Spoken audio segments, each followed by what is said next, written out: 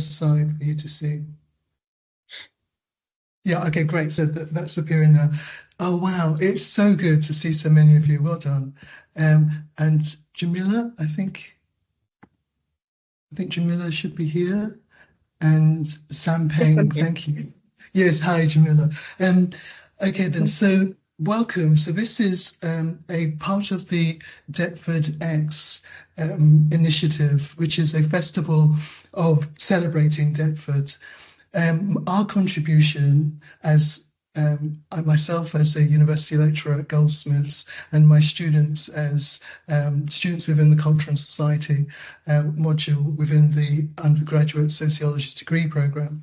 So we have been working in respect to issues in terms of anti-race-based hair discrimination as part of a British Academy and Leverhulme Trust funded awards. And so I have a set of slides which I'd like to be able to use in terms of the presentation. The presentation involves partly myself and also Alexandra and Chun and the other two students as well will also contribute. Okay, so what I'm going to do now is just share screen.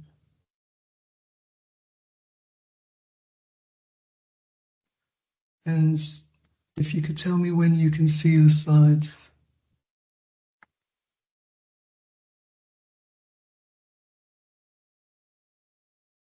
Chan, could you tell me when you can see the slides? Can you see the slides? I couldn't see it right now. Oh, yes, now I can see it. You can see it. Okay, then. So let's start. Okay, so it's only an hour-long presentation. And okay, so the title of the presentation is Weaving the Strands of African and Caribbean Diaspora. My name is Pamela Odih. I'm a member of staff within the Sociology department at Goldsmiths. I will also be co-presenting with Alexandra and Chun, who are undergraduate students within the Sociology department at Goldsmiths.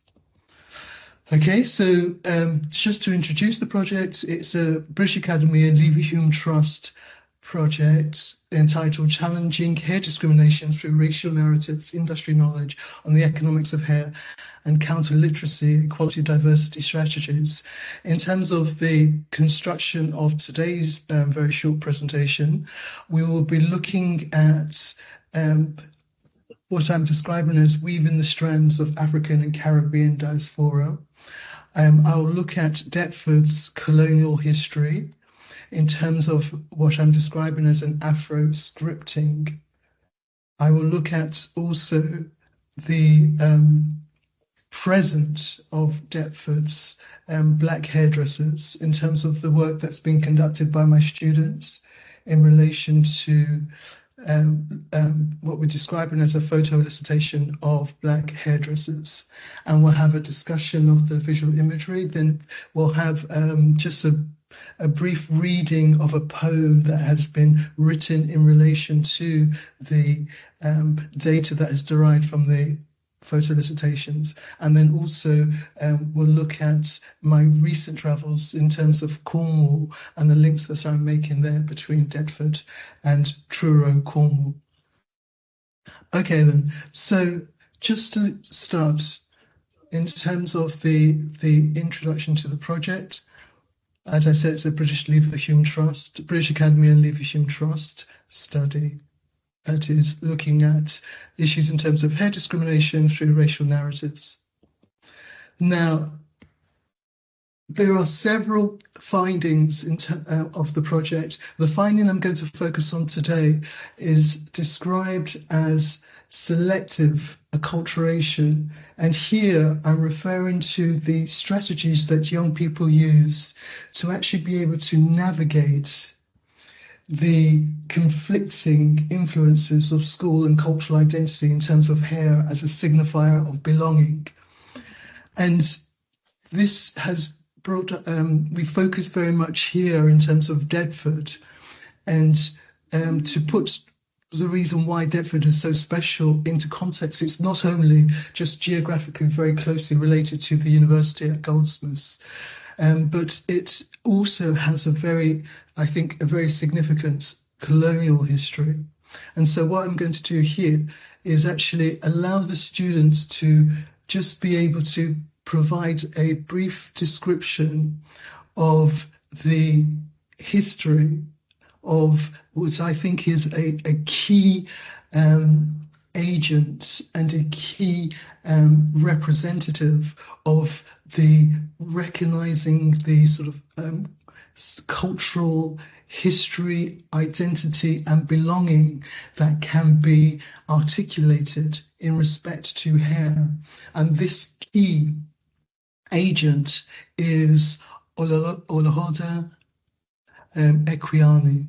Okay, so what I'm going to do here is actually allow my students to actually just provide a description, and this is going to be from mainstream writings in the Britannica and the BBC. Agitating people. He received some education during his enslavement, which ended when he and lecturing against the cruelty of British enslaves in Jamaica. Okay. Okay, did you want to add anything to that, John? Oh, yes. So Equiano was subsequently enslaved by two other purchased.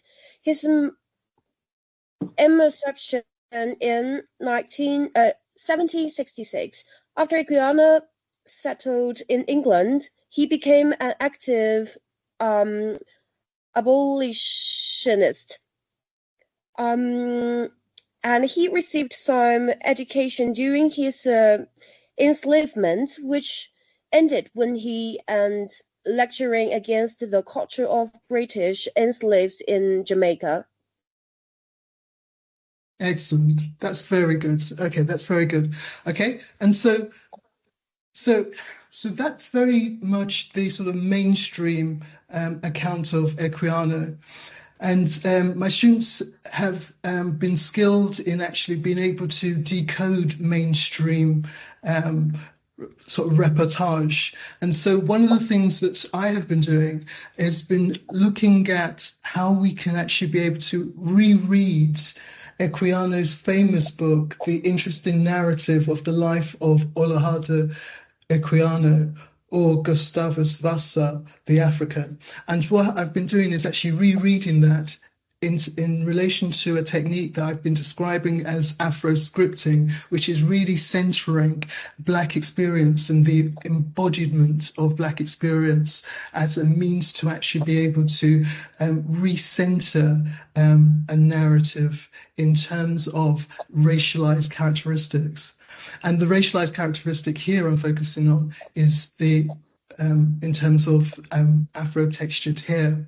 And so what I've done is reread the interesting narrative of the life of Olaudah Equiano and picked out from that the way that he uses hair as a signifier for both his subjugation, his enslavement, his transportation, but also he uses hair as a means to describe his emancipation and his agency and his cultural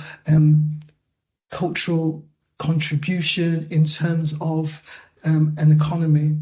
And so, which is an original and a different way of actually reading this famous first-person Black narrative. Okay, so what I'm going to do now is actually look at the entangled histories, okay, of the cultural politics of Black African hairdressing and its roots, and I'm going to look at that through an Afro-scripting of Olaudah's the interesting narrative of the life of Olaudah Equiano. Okay, then. So, as Alex as Chana said, so he was born in 1745 in a Nigerian village, an Igbo village. I'm also from the Igbo tribe, although born and bred in Britain. Now, in the interesting narrative of his life, he initially talks about, obviously, the traditional African and pre-colonial histories.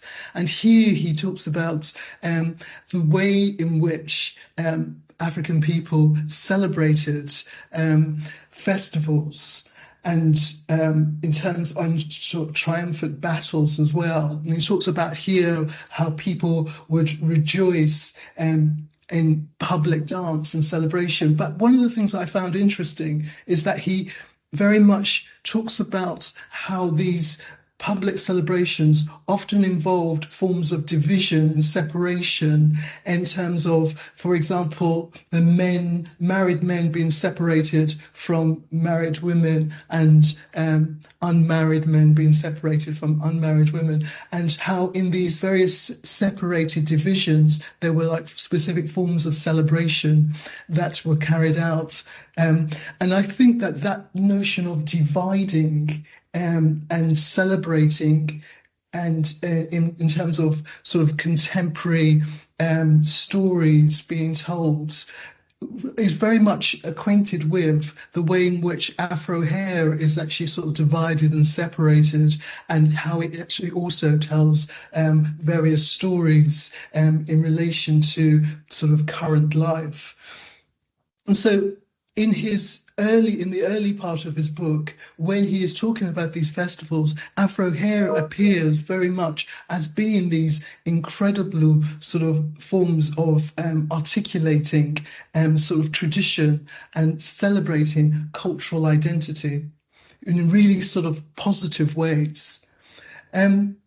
He then, and so we can, if we actually do a sort of a search in terms of imagery in relation to pre-colonial times, we start to see these notions that in pre-colonial traditional Africa, hair was very much a signifier of tribal identity, a celebration in relation to sort of triumphs in terms of the tribe, and also means of actually being able to sort of like categorize and distinguish sort of the life course of the individual. And so hair here, that's how hair very much appears in when Equiano talks about his earlier experiences. Now, in the book, the interesting narrative, he also starts to as he charts his situation of abduction. He also starts to identify sort of key sort of issues in terms of the capture and the sort of control initially in pre-colonial times, but in terms of slavery, those sort of initial sort of outliers in which, for example, the Portuguese in their settlements in, for example, Sierra Leone, and the role that they very much played there in terms of capturing and controlling this ordinarily sort of sovereign nation. And here appears again in his narrative, if you look closely, if you do a close enough reading. So he talks about how there are mixtures of Sierra Leone, sort of Portuguese with the traditional Sierra Leoneans, and how this actually starts to produce what he describes very much in terms of the hair signifier. So he talks about how where the inhabitants are bred from a mixture of the first Portuguese discoverers with the natives, and are now becoming their complexion and in the woolly quality of their hair, perfect Negroes retaining, however, a smattering of Portuguese language. So hair is appearing here as a signifier of the capture and the settlement, imposed settlement of the Portuguese, and this is obviously in the 18th century. And but we know that so he writes about how in obviously born in 1745, around sort of 1757 or so, he's captured. He's captured as an 11-year-old, and he here again uses hair as a signifier for his experience. In a way, it's almost like the visuality of the experience is very much captured in these sort of metaphors and in these adjectives and descriptions that involve, once again, hair. So he talks about, obviously, the horror of actually realizing that this is a situation that is happening to him, and he starts to talk about the people that are involved in his capture, and he says their complexions too, and this is all primary sourced from the first edition of Equiano's autobiography. So he talks about their complexions too differing so much from ours, their long hair and the language they spoke, united to confirm in this belief. Indeed, such was the horrors of my views and fears at the moment that if 10,000 worlds had been my own, I would have freely parted with them all to have exchanged my condition with that of a meaner slave in my own country. So he's using the signifier of hair, and the long hair is the European, and the European who is captured and is forcibly transporting him. Okay, so he's now the story of his transportation is also, I think, there are sort of like sensory aspects to the way in which he describes his place and experience in terms of the forced transportation. So he's forcibly transported as a child. So he's captured around 11. He's forcibly transported first to the West Indies, okay, and then Virginia, where he's brought by Captain Pascal. They travel as he is captive to various lands. He is, as part of the naval ship that he's traveling with Captain Pascal, he's brought to mainland England. He's brought into the coast of Cornwall, and he's brought into a place called Falmouth. And one of the stories that he tells, once again, this way that he uses his sensory experience as well as the signifier of hair. So he talks about a situation whereby he's on board the ship, and what he does is that he wakes up one morning and he goes to the deck, and the deck is covered in this white substance, and he's like really, and he thinks that why have all these people now, these are the people that are enslaving him and that he's in this boat, why are they throwing salt on the ground? And so he sort of like goes and he speaks to a deckhand, and he says, what is all of this? And he's touching it and he's feeling it, and it's cold, and he talks about this as realizing he's eventually told that this substance that he can feel is actually snow. So he's in Falmouth. Falmouth is a place that I've recently actually travelled to as part of actually sort of mapping some of the aspects of Equiano's journey. And here it's you're seeing sort of like imagery here in terms of it's called Pendennis Shipyard, and it's a shipyard that relevates ships. It was until sort of 2022 or so, it was actually hosting the BB Stockholm, which was a migrant ship that was intended to use to actually transport illegal migrants. So it's quite a significant space.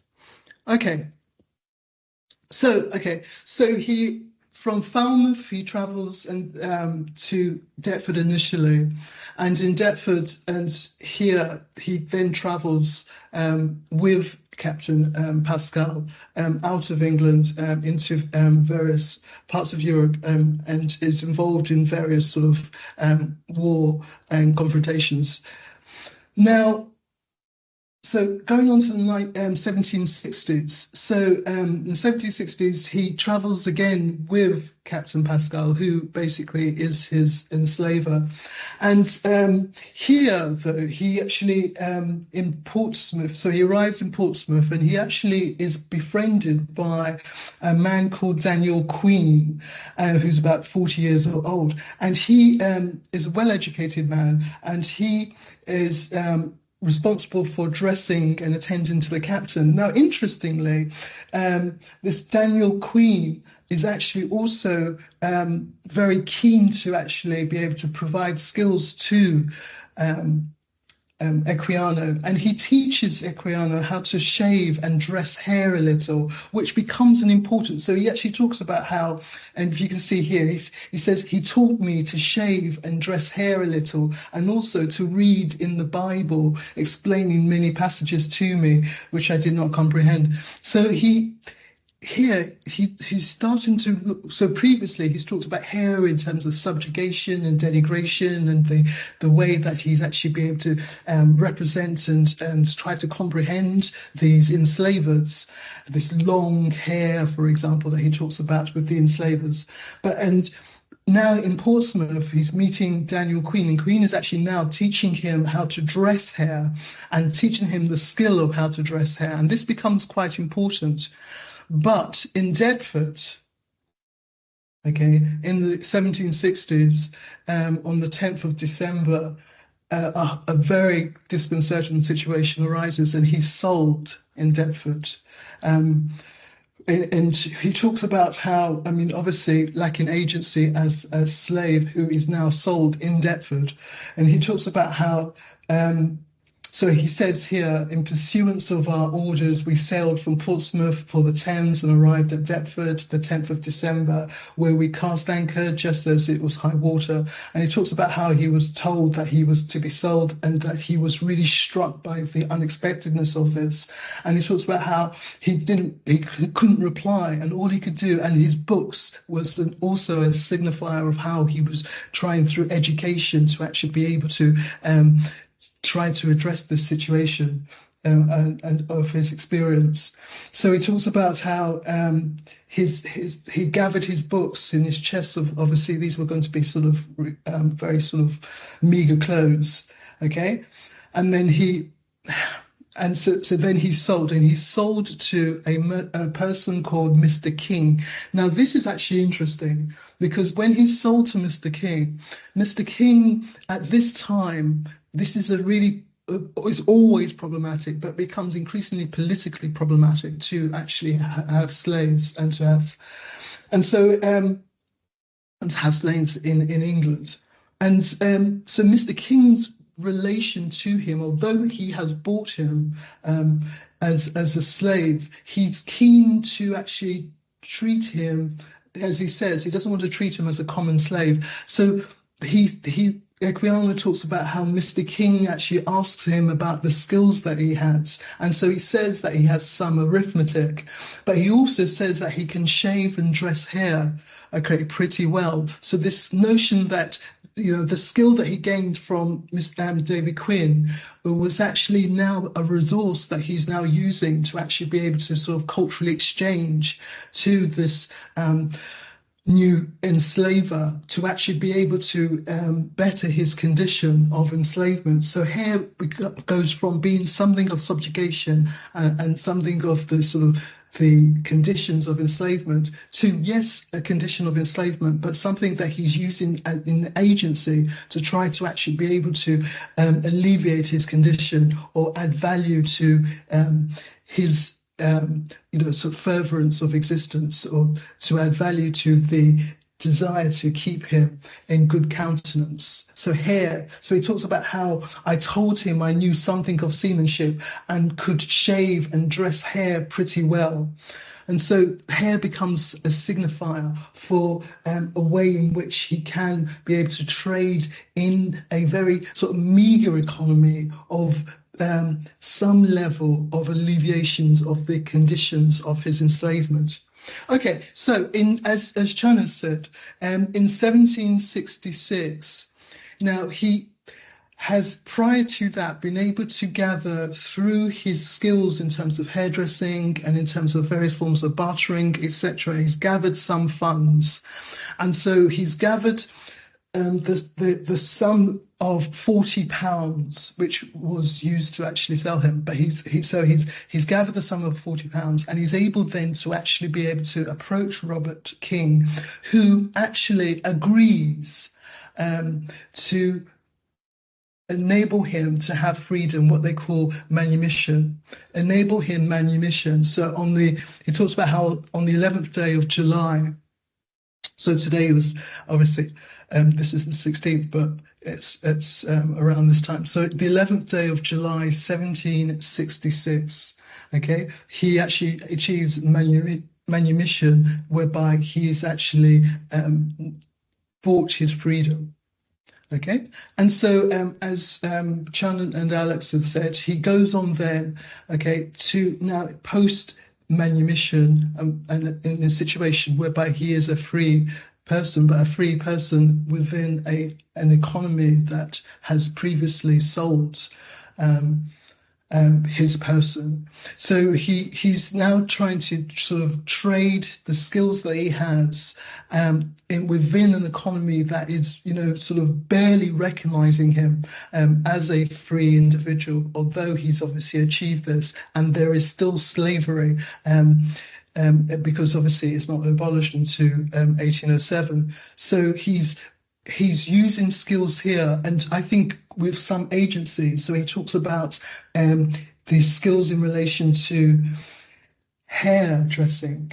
And here, when he's encountering another possible employer, he puts forward the skills of hairdressing, and he convinces this employer to actually procure him, okay, as a hairdresser.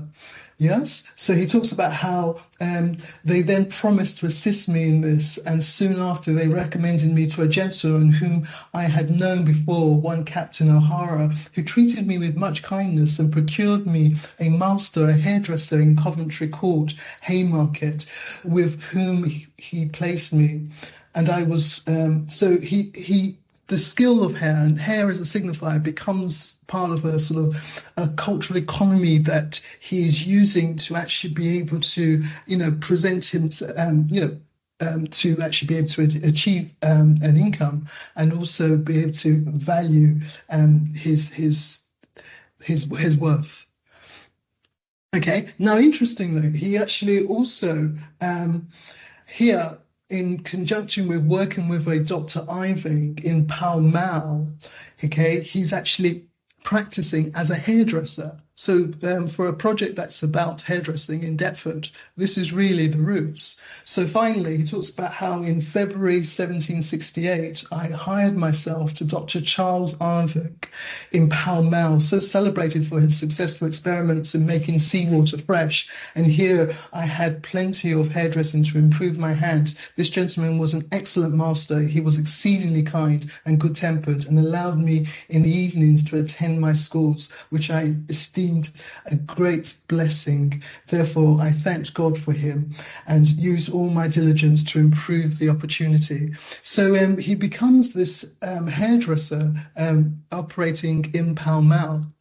Okay, so as Chan and Alex have said, he becomes very important in relation to the civil rights movement and the abolitionist movement, and his book is published in many editions. He self-publishes, and literally, because he kept the rights to his book, was incredibly well sort of pronounced as an author, and is one of the key black authors, black authors from the slave era. And so he provides this an account. His first edition ends in 1764. The third edition goes on to 1766 and beyond into his work in terms of the abolitionist movement, etc. Now, so that gives you a backstory in terms of hairdressing and the roots of hairdressing in relation to Deptford. Okay, but so we have from the sort of late 18th into the 19th century, we have the rise of colonialism. So here we've got the extension of a country's interest through imposition onto a otherwise sovereign country, through forms of subjugation and the turning of that country into its colony. And so during colonialism, from the work that I've been doing, for example, in terms of British colonial Nigeria, the colonial control of the indigenous people was very much also in terms of racialized characteristics and racialized characteristic of hair. And so what we see here is for example, the control of festivals, which would have ordinarily been a celebration of hair, and where the colonial, in terms of British colonial rule of Nigeria, where it starts to impose some level of rudimentary education, the shaving of hair, as part of the enabling of the young person to actually enter into the education system. And so in the colonial control, there is very real evidence that hair was actually a feature of colonial control, and because of its role in terms of agency and in terms of the celebration of festivals. Now, what's very interesting is that, okay, in neo-colonial times, we see, so this is like a continuity post-independence, post the dismantling of colonialism, the continuity of situations of dependency in relation to colonies.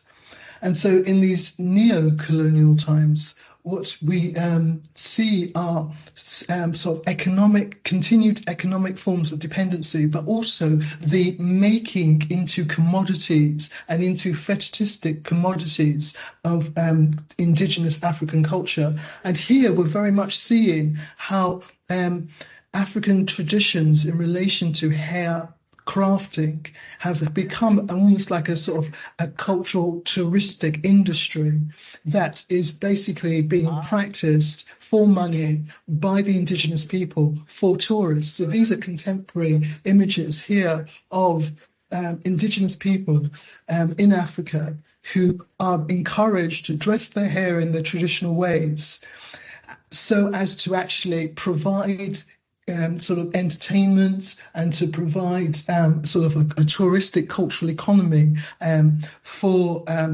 foreigners. And so I see this as being a sort of neo-colonial control through hair and treating hair as a commodity that can be traded in the touristic industry. Now, in relation to migration stories, okay, so all of that I've told you before, in terms of Equiano, in terms of colonialism, and in terms of neo-colonialism, is brought with us in terms of migration hair stories, and also the way in which these sort of stories of the African history as sort of illustrated through hair crafting, how these have actually entered into aspects of mythology, and aspects of mythology that have become very much commodified and re-spoken by migrants as being almost a way of actually speaking the mythologies that have been sort of commodified in respect to what the migrant, who the migrant is. And so we have, so for example, a sort of migrant story that obviously we think has authenticity is the stories that our mothers told us in terms of how to craft our hair. But then we also have a migrant story that is increasingly told that aligns with mythology around Black African hair. And this mythology is this notion of the slaves actually weaving into their hair food so that they could actually be able to have some sustenance while they travel. This actually becomes stories that are being told. Okay, so now into the 1960s. So into the 1960s, here we've got, in the 70s, we've got Prince Charles actually greeting people in Deptford. And here on the right-hand side, we've got hairdressers in Deptford. Okay, the demographics of Deptford. So Deptford is, so 25.8% of Deptford's residents have an ethnicity of white British, okay, which means that the remainder are non-white British. So compared to, okay, so, and if we look at the statistics here, so the largest demographic in terms of ethnicity in Deptford is Black African at 22.4%. Caribbean is 9.9%. Okay, now to my study with my students. So we were trying to understand issues in relation to a culture and identity in respect to Black hairdressers, bringing to bear the sort of these issues that I've mentioned around colonial histories, around sort of traditional African histories in relation to hair, migration stories, and also sort of neo-colonial trends. So what my students and I have been doing is actually, as part of my study has involved interviewing MPs and interviewing human rights advocates in relation to hair advocacy and trying to prevent race-based forms of hair discrimination. But one strand of my work has been with first-year students looking from the Culture and Society module within the Sociology programs at Goldsmiths University of London. Okay, and so what we've done is actually various semiological studies of Afro hairdressers. And we've looked at these, the sort of the signifying practices of these hairdressers and how these are speaking to the history of migration in relation to this increasingly growing population of Black Africans within Deptford, and also the purposes of the hairdressers. So I wonder, Alex, would you be able to speak to your study? Yes. Hi, everybody. Okay, So what we looked into were the physical appearances of a lot of these shops, and we noticed what they had in common was that they were like dimly lit. They were also very decorated in terms of like the marketing. Like you could just tell once you walked past and you had a look, you could just tell by like the color schemes and like the decorating that it was maybe a place that was quite attractive. And they had like pictures of the types of hairstyles that they offered, the type of services that they offered. They also had more than one service inside of the shop. So they would do nails, lashes, brows, and sometimes they would share. So you would have like a hairdresser shop and then you would have a barber shop in the same space as well. Was even looking at posters, different type of services that they would have on the posters. So they would offer like room shares and stuff. And it was quite interesting because almost every shop that we came across, they were sharing. They either shared a space or they just had more than one service inside of the shop. But it was a great experience. It definitely taught me a lot about my own roots and in terms of the types of hairstyles that people are just willing to provide, the type of services that people are willing to provide inside of a shop, just more than one. So, yeah. yes. Okay, Chan, did you want to talk to this one? Yes. I did this research and photo collecting with Alex, and I found those barbershop are they're very unique.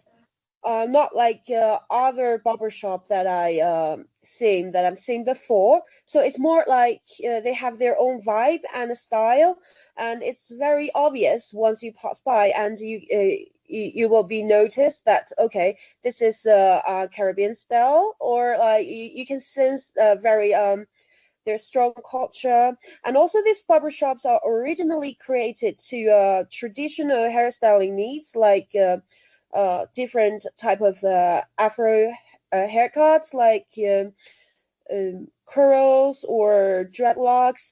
But like what Alex mentioned, they, other than those hairdressing service, they also provide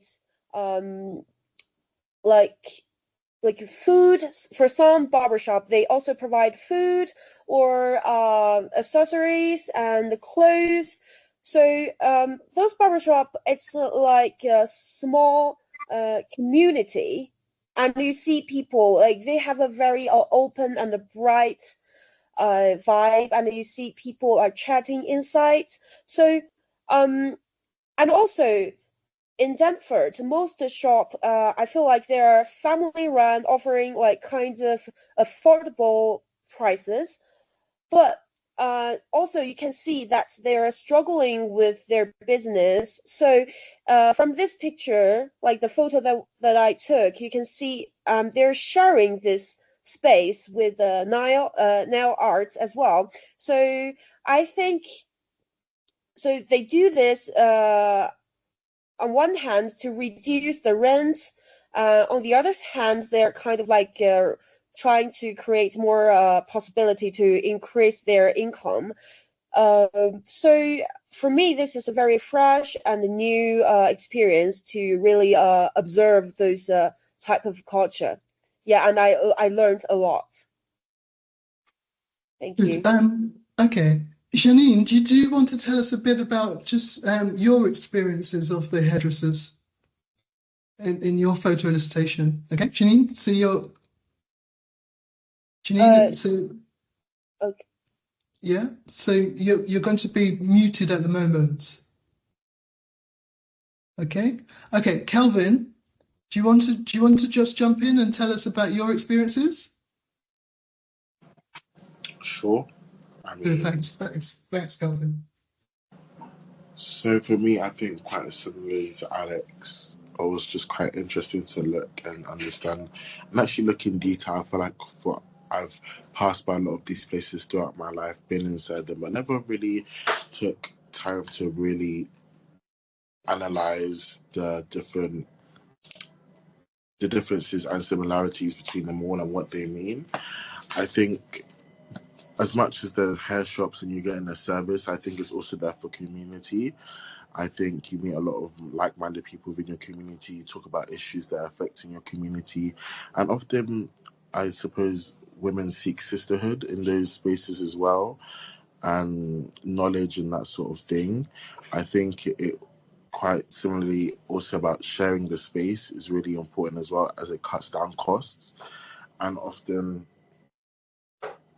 it can be difficult, especially in central London, to maintain a shop in central London. So I think sharing space is not only economical, but it's also good for someone who likes to get multiple things done. Like you can get your hair done and your nails done in the same place, and it's just a great and much more efficient thing. I think also in terms of the style of recently, has there only been more black people in PR, media, and advertising. I think when it comes to things like black hair shops, there's always been black models, hair models that are on the front of the shops. You get to see the various styles, and for a long time, I think that's the only place where you would really get to see those images in broad daylight out in the open.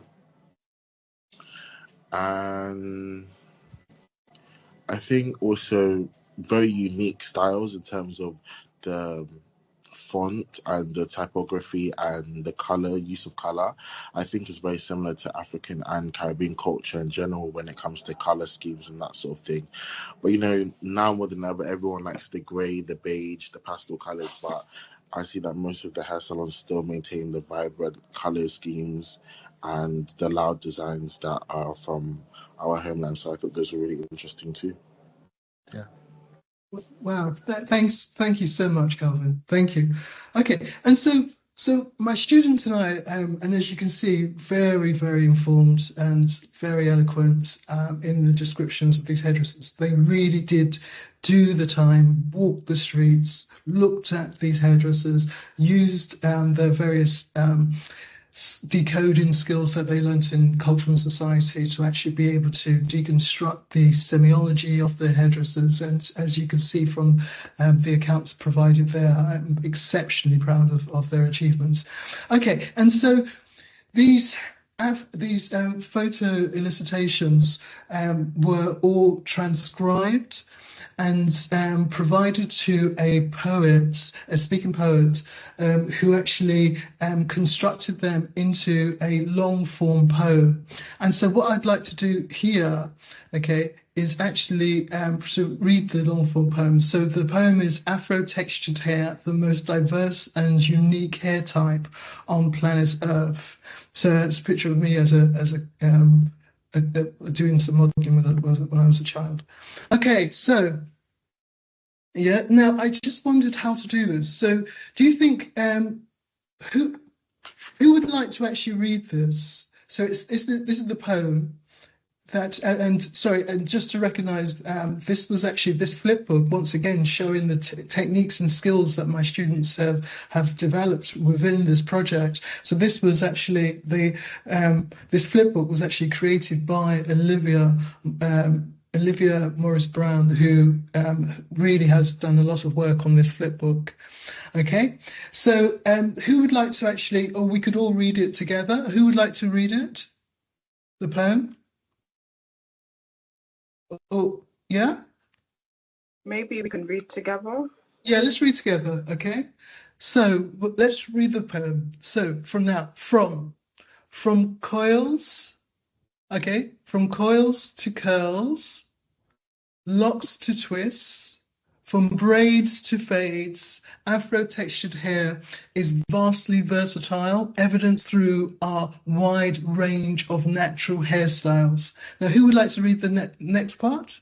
Or what I could do is I'll read the page, and who would like to continue from there? Styles that are deeply rooted in culture, tradition, and spirituality. Our hair care rituals, these sacred events where we wash, we cleanse and comb, we style and braid, we twist and adorn, we oil and feed, detangle, distress. We nourish our roots while protecting and preparing our hair for the harsh environments in which we live. Okay. Should I continue? Yeah, okay. Customs and ceremonies that have been passed down through generations, those that have survived through centuries, to instill a sense of pride in our appearance and our identities. We meet together. Yeah, let's read it together. Everyone together, okay? Everyone that's on mic, okay? Would you like to just read? So if we read it together, that way we're kind of embodying it as well. Okay, so does everyone try it? So if you take off your mic, Janine, if you take off your mic, okay? We meet together. We meet together in community spaces. Community spaces. In our living rooms. In saloons. And barbershop. Placed on High Street. Across the country, across the globe, across the diaspora, places we go to nurture and celebrate our blackness, centres of black love, community hubs, portals to home where the importance of positive representation, self-love, beauty and black joy are understood. Yet we are still told by society that some hair is better than others, that some hair is bad while other hair is good, and that the hair that grows naturally from our heads can be unprofessional, unacceptable, problematic, and a reason for dismissal. From as early as Go ahead. Yeah, Alex, go ahead. From as early as 4 or 5, our black children face discrimination for natural hair and natural hairstyles, discrimination that sadly follows most for the rest of their life. For we have lived lifetimes being told that Afro-textured hair is less presentable, that it affects our intelligence and performance, or that somehow we are more efficient when we are wearing wigs. The closer our hair appears to resemble Eurocentric beauty standards, the more acceptable we become. Too many have internalized these colonial ideals and ideologies, leaving many traumatized due to these attacks on our livelihoods, our cultures, our identities, and our humanity. We need to call out the racism, the discrimination, the unconscious bias, the ludicrous. Wash and cleanse our minds of this colonial mentality, repair the damage done through centuries of mistreatment, misinformation and misrepresentation. Speak out in support of those who have faced or are facing Afro-textured hair discrimination for whatever reason, situation, location or setting. For this, a personal hair journey where we learn to relove our hair, we relearn the significance of our practice and routines. We take pride in our appearance, our identities, our culture and heritages. For these crowns are blessed, majestic, spiritual, and deeply rooted in pride and resistance. Afro-textured hair, a lifelong journey. Excellent. Well, that was so well done. Well done. Well done. Okay. And so in recent times, I've travelled. I went to Truro, and to meet the first sort of black hairdressers in Truro and quite possibly in Cornwall, and some of the things that she conveyed. Her name is Sissy. Some of the things that she conveyed had also resonance to the things that we have found in our study of hairdressing in Deptford. So that she talks about how the hairdressers was a hub for the community, very much so. And she talks about this sort of culturally valuing the skill of hairdressing, and how hairdressing of the Afro-textured hair was a means of actually sort of sustaining history and the history of our colonial past, recognizing, remembering that, and remembering migration and remembering diaspora. But it's also a means of actually instilling pride and a recognition of the beauty and the value and the distinction, okay, of Afro-textured hair. Okay, and so that's mainly what I wanted to share with you all. Okay, I'll stop sharing. Yes, so, Jamila, you're still here. So that's what I wanted to share with you. So are there any, is there any feedback you would like to give? That's so lovely to see you, Jamila. Oh, bless. Thank you. That's wonderful. Thank you so much. Okay, and sorry, no, I was going to say I really enjoyed it. Sorry, I cannot put my camera on. I was at Parliament yesterday and I'm just exhausted and I just don't look the best. So, but I will say it was very good. It was very interesting. I wasn't familiar, let's say, with the connections of enslavement and Deptford. So I actually found that quite interesting. So I've been to Deptford a few times and that just never occurred to me that there were links there. So that was really interesting. And I think the analysis of the hair shops was also really interesting, especially the idea of it being like very dim lit and just like loads of things on display and just almost a bit chaotic, whilst almost inviting us to go in there simultaneously, which I thought was interesting. And then this idea around hair shops also having other things attached to it, barber shops having other things attached. So on the one hand, it's very community, but on the other hand, it's a sign that it's maybe not sustainable by everybody's sort of banding together. So no, I think you guys did a really good job. I found it really, really interesting. So thank you. Thank you so much. Thank you. And team, did you want to say anything as we close the project? Okay. Yeah. I enjoyed the project overall. Very grateful for the opportunity. So thanks for everybody for being here. Thank you. Thank you everyone. Thank you very much. So thank you so much for being here. So we'll close the meeting now. And if you want to actually find out anything more about the project and about its development, please do actually write to me. My name is Pamela Odih. Yes, my name is Pamela Odih, and my email is p.odih@gold.ac.uk. And so thank you. Thank you very much. It was, yes, it was. Okay, excellent. Okay, then. Okay, so we'll close the meeting now. Thank you. Thank you. Thank you. Okay. Thank you so Thank you. much. Thank you. Thank Thank you. you. Thank you. Thank you.